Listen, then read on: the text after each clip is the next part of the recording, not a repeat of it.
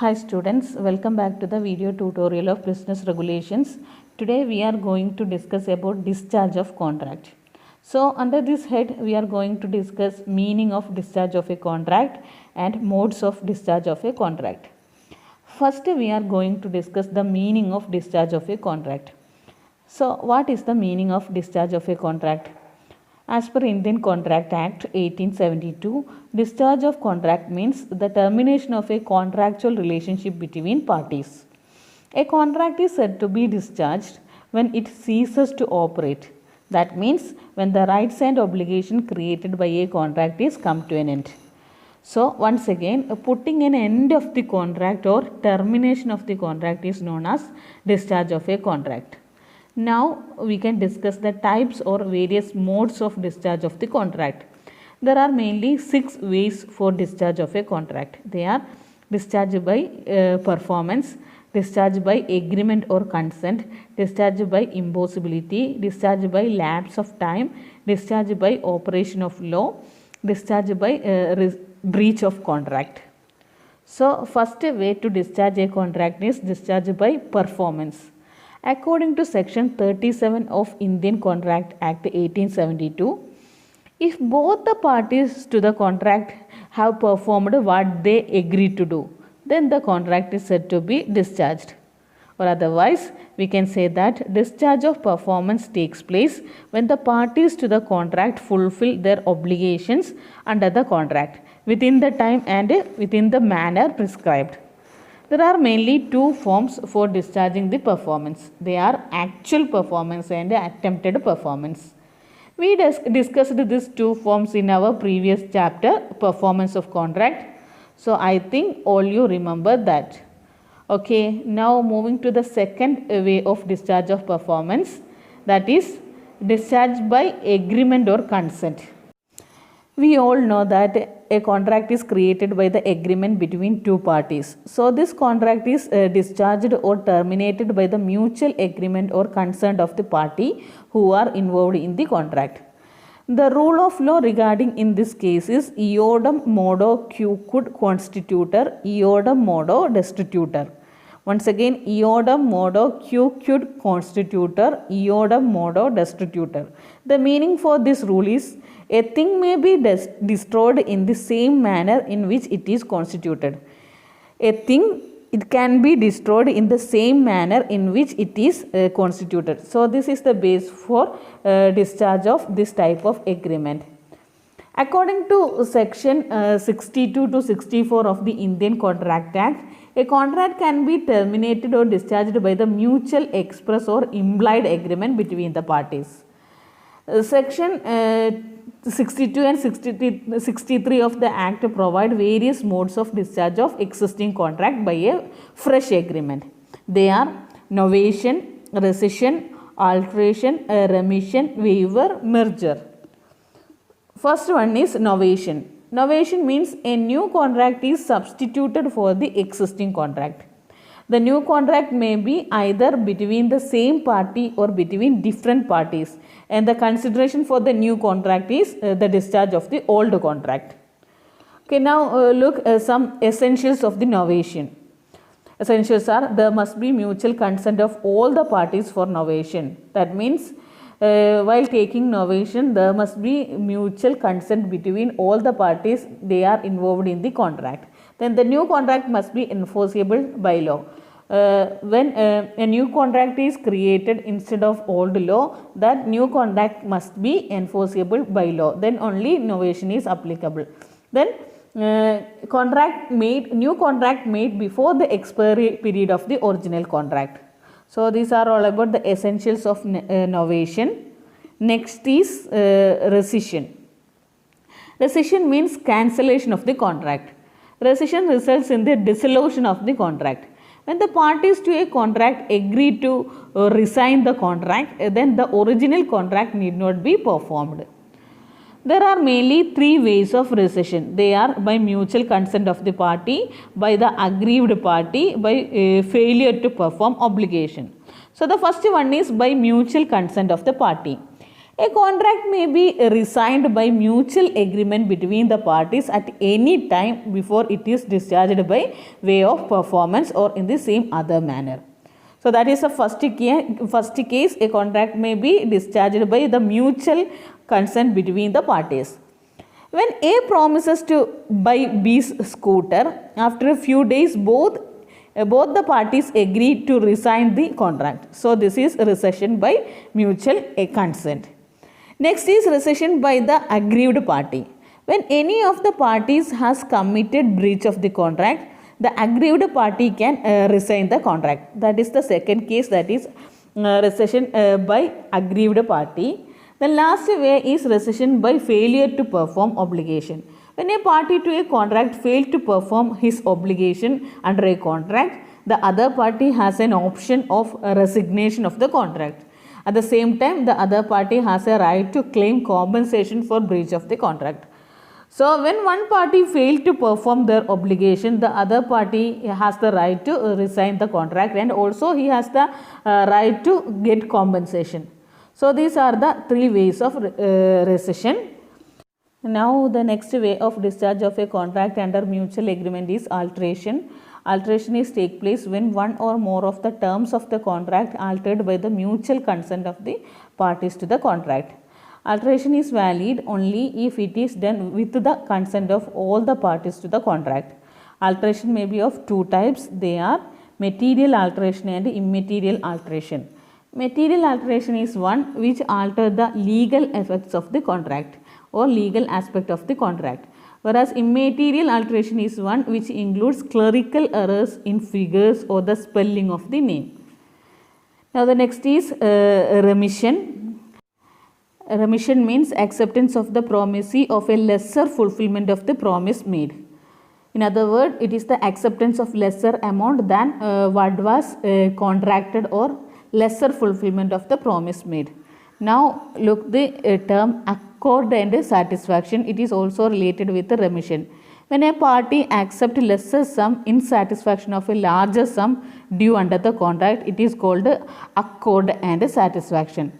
The promisee accepts lesser sum than what is due under the contract is known as accord, and actual payment is the satisfaction. Once again, when a lesser sum is actually paid than what is due under an existing contract, then the new contract is called accord and the actual payment is called satisfaction. Now next is waiver. It means intentional relinquishment or giving up of a right by a party entitled thereto under a contract. When a party waives his right under the contract, the other party is automatically released his obligation. So this is called waiver. Once again, waiver means the abandonment of a right which a person is entitled to. It means abandoning the right. When a party waives his right under the contract, the other party is released of his obligation. So next is merger. Merger means merging of two or more rights into the one contract. When an existing inferior right of a party merge into a newly acquired superior right by the same party, it is called a merger of right. Once again, when an existing inferior right of party merge into a newly acquired superior right by the same party, it is called a merger of the right. So there are so these are all about discharge by mutual agreement or consent. Once again, discharge by mutual agreement or consent includes novation, rescission, alteration, remission, waiver and merger. Okay. Now next way of discharge of a contract is discharge by impossibility. Sometimes the performance of a contract is become impossible due to its nature or due to some reason which are beyond the control of the party. Impossibility may be of two types. They are impossibility existing at the time of agreement or pre-contractual impossibility or initial impossibility. That is the first case, and the second one is impossibility arising subsequent to the formation of the contract or supervening impossibility or post-contractual impossibility. So these are the two types of impossibility.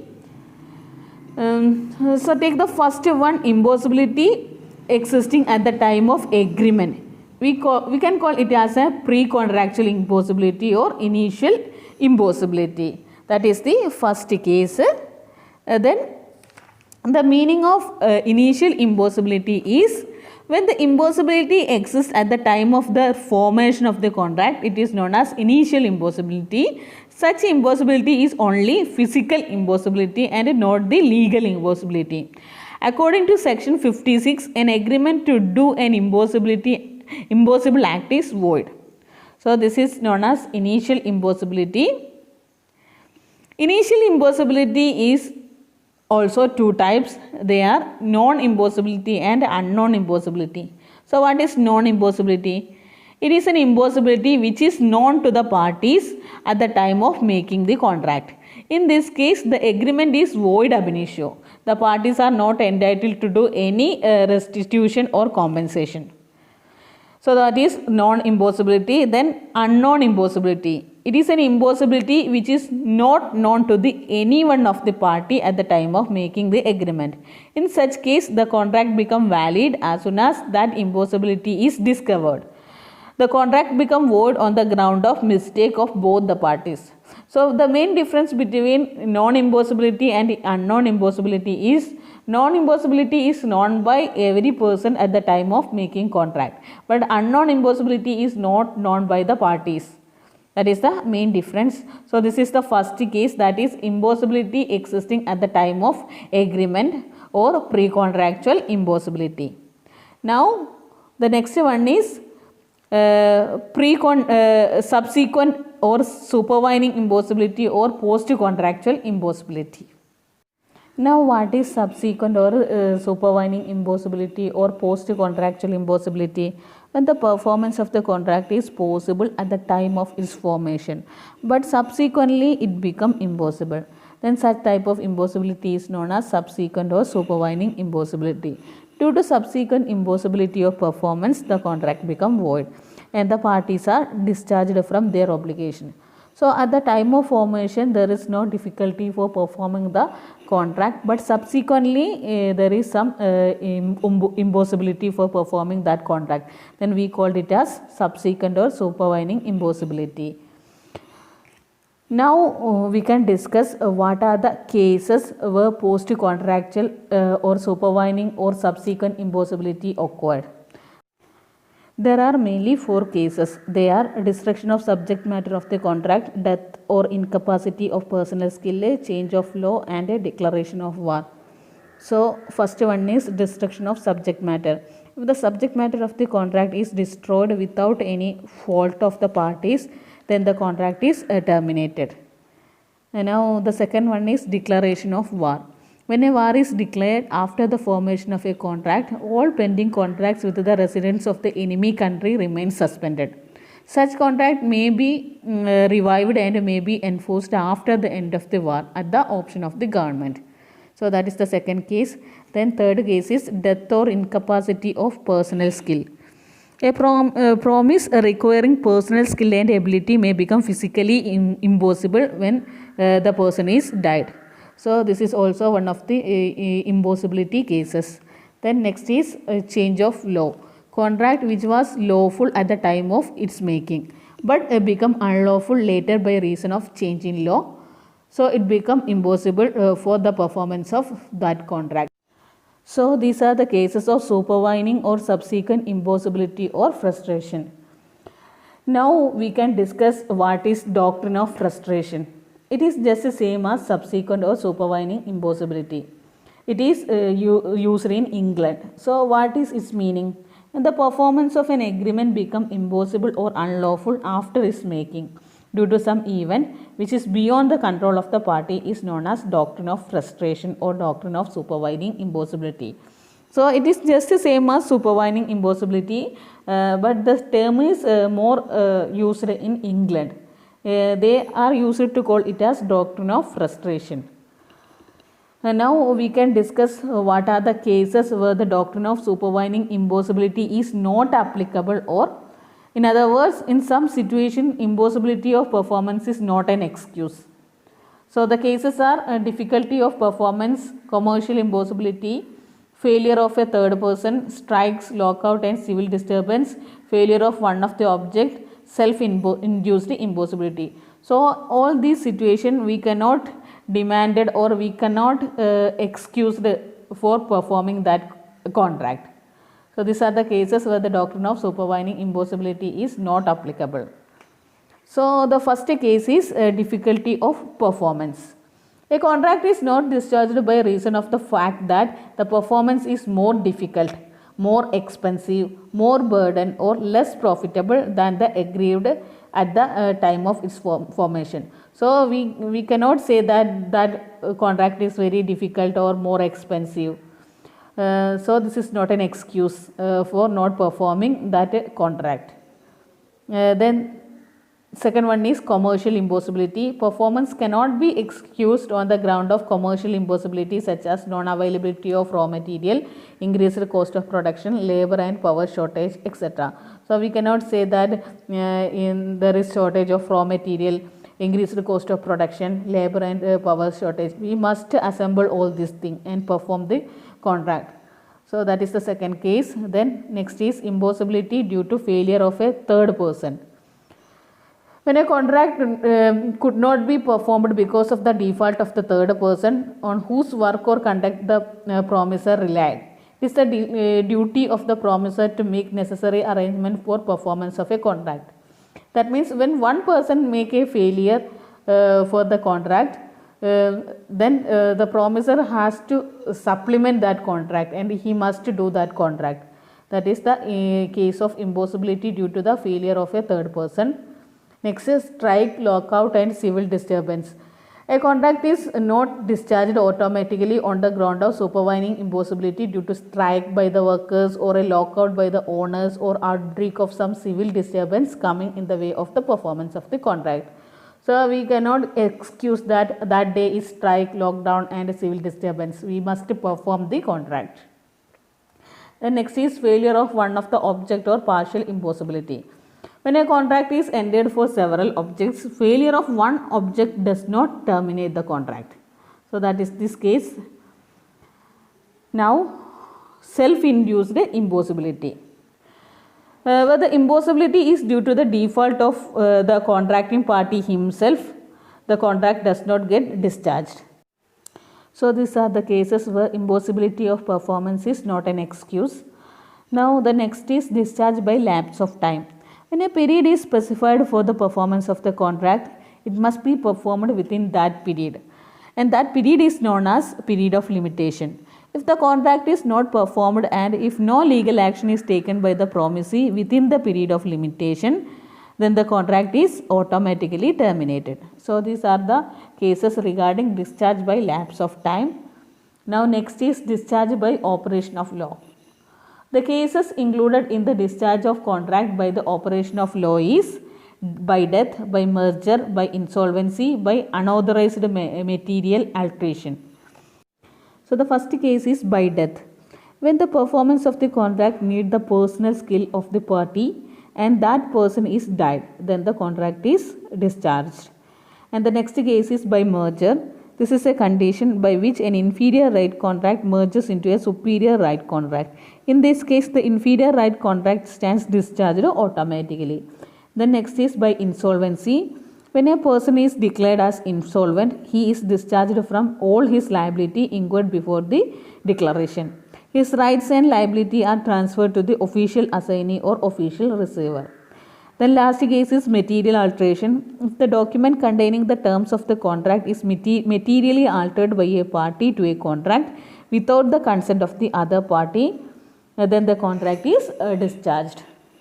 Okay, now the next case is discharged by the breach of contract. Breach of contract means breaking of obligation. It occurs when a party to the contract does not fulfill his contractual obligation or by his own act make it impossible that he should perform his obligation. Breach of contract means the failure of a party to perform his obligation. The party who fails to perform his obligation is said to have committed a breach of contract. So breach of contract is also one of the way of discharging the contract. Next is breach of contract may be two types. They are actual breach of contract and anticipatory or constructive breach of contract. Actual breach of contract may be of two types. They are at the time when the performance is due and during the performance of the contract. So we can discuss this actual breach of contract in detail. Actual breach of contract take place when a party to a contract refuses or fails to perform his obligation when it is due. So the first way included in this category is breach of contract when the performance is due. That is the first case. If any party of a contract refuses or fails to perform his obligation under a contract at the time when the performance is due, it is called an actual breach of contract on due date of performance. Now look this example. A agreed to deliver 5 bags of sugar to B on 1st July but fails to do so on that date. He is said to have committed a breach of contract because he is failed to perform that contract on the date which is specified. So this is the example of actual breach of contract on the date of performance. Next way is breach of contract during the course of performance. If any party starts performance of a contract but before completing if he fails or refuses further performance, it is called an actual breach of contract during the course of performance. This breach may be either express or implied. So first one is express. Express breach of contract during the course of performance takes place when one party by written or spoken words refuses to continue to perform the contract. Look this example. C contracted with a railway company to supply 3000 tons of railway chairs at a certain price to be delivered in installment. After 1787 tons had been supplied, the railway company asked C to deliver no more. C could bring an action for breach of contract. So this is one of the example of express breach of contract. Now the second one is implied breach of contract. Implied breach of contract during the performance is deemed to have taken place when one party by its act or conduct or abstinence render the completion of performance of the contract impossible. So here when the performance of one person leads the impossibility of performing a particular contract, that is implied repudiation or implied breach of contract. Now moving to the second one, that is anticipatory breach of contract. First is actual breach of contract. We discussed what is actual breach of contract and the two types of actual breach of contract. Now next is anticipatory breach of contract. Anticipatory breach of contract means it is occur when the promiser declares his intention of not performing the promise before the time of performance is due. Such a breach of contract is also known as constructive breach of contract. It is also known as constructive breach of contract. So this also two types. They are express breach of contract and implied breach of contract. So what is express breach of contract in anticipatory breach of contract? Anticipatory breach of contract takes place when one party expresses his inability to perform or renounce his liability under the contract expressly before the performance is due. So under express breach of contract, the parties inform their inability to perform the contract expressly before the performance is due. Now look this example. A agreed to supply certain goods to B on 1st January, but before this date A expressly informed B that he would not supply the goods to him. This is anticipatory breach of contract by express refusal to perform his. He here expressly explained the inability to perform the contract. Next is implied breach of contract or implied repudiation. Implied breach is by the act or conduct or abstinence of a party which makes the performance of the promise impossible. In another way, a promiser may before the time for performance arrives by doing some act make the performance of his promise impossible. So this is known as implied anticipatory breach of contract. Okay, these are all about methods or ways of discharging a contract. Now look the questions which is related with this area. What is discharge of contract? Explain various ways in which a contract may be discharged. Discuss the doctrine of supervening impossibility. What are the exemptions of this doctrine? Explain the various ways by which a contract is discharged by operation of law. What is accord and satisfaction? Okay, now let me conclude today's discussion. Today we discuss about discharge of contract. Discharge means termination of a contractual relationship, and we also discussed the various modes of discharge of a contract. There are mainly 6 ways for discharging a contract. They are by performance, by agreement, by lapse of time, by operation of law, by impossibility of performance, by breach of contract. So hope you guys understand all these things. Now we can wind up today's discussion. We can meet in our next class. Till then, bye, take care.